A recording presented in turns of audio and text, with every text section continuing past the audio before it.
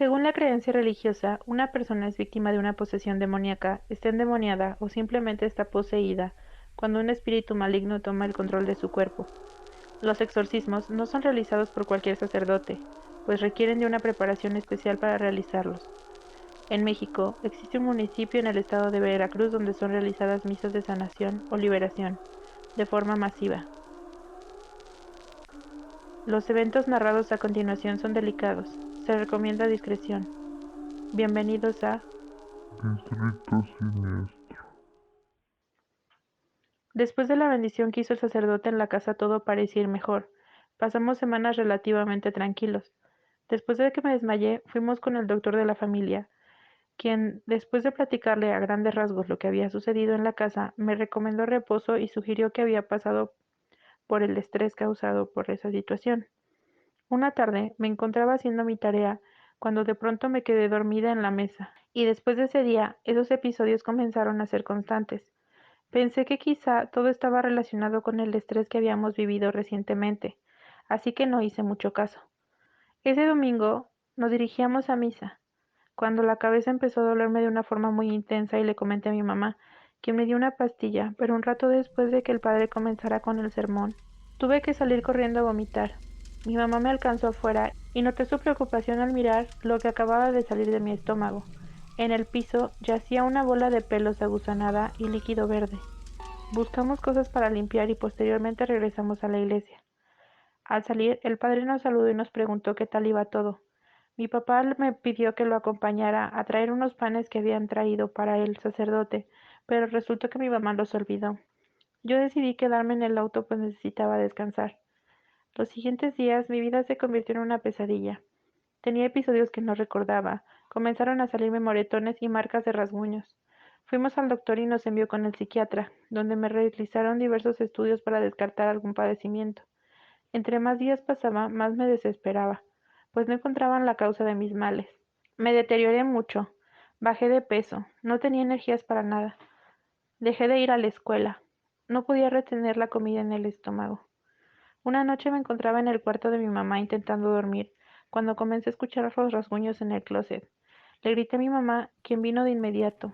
Yo estaba muy alterada, pues no dejaban de escucharse, pero tampoco tenía la fuerza para levantarme.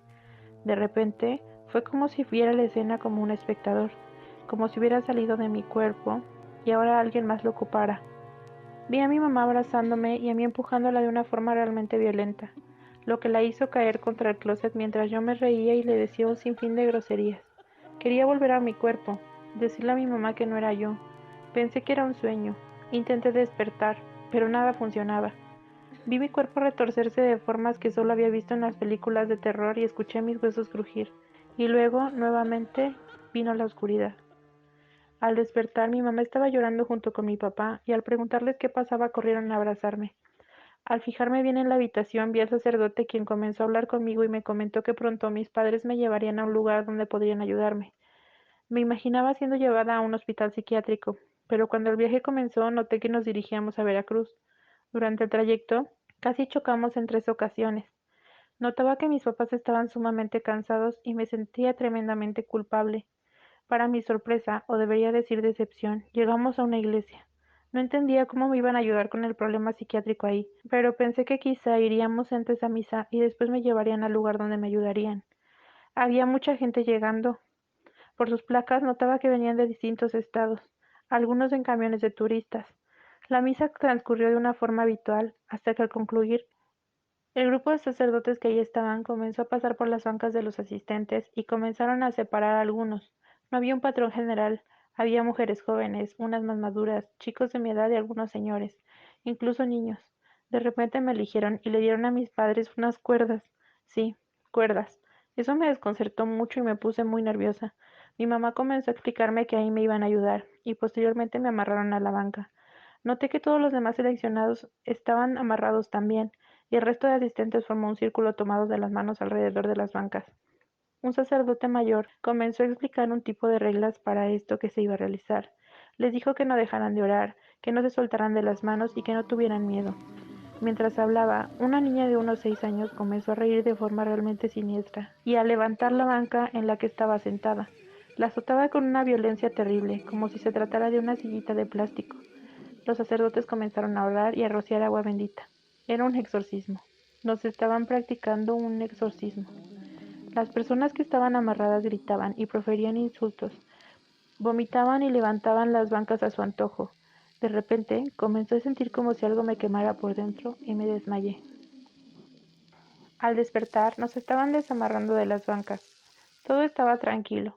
Poco a poco las familias se fueron reuniendo y al final, cuando el sacerdote mayor se acercó con nosotros, mi mamá le entregó en una bolsa los fragmentos de aquel niño Dios con el que comenzó todo. Él nos dijo que ellos se harían cargo, y le comentó a mis padres la necesidad de continuar asistiendo asiduamente a misa y en caso de que algo extraño sucediera, volver a visitarlos, aunque eso no fue necesario. Después de ese día todo volvió a la normalidad. Me recuperé físicamente tan rápido como me había deteriorado. El doctor de la familia decía que había sido un milagro. Espero que mi historia sirva para saber y conocer que incluso objetos pensados o destinados para algo bueno pueden convertirse en algo perteneciente al. Distrito Siniestro. Si te gusta este contenido, compártelo. No olvides seguirnos en nuestras redes sociales. Nos encuentras en Facebook e Instagram como Distrito Siniestro.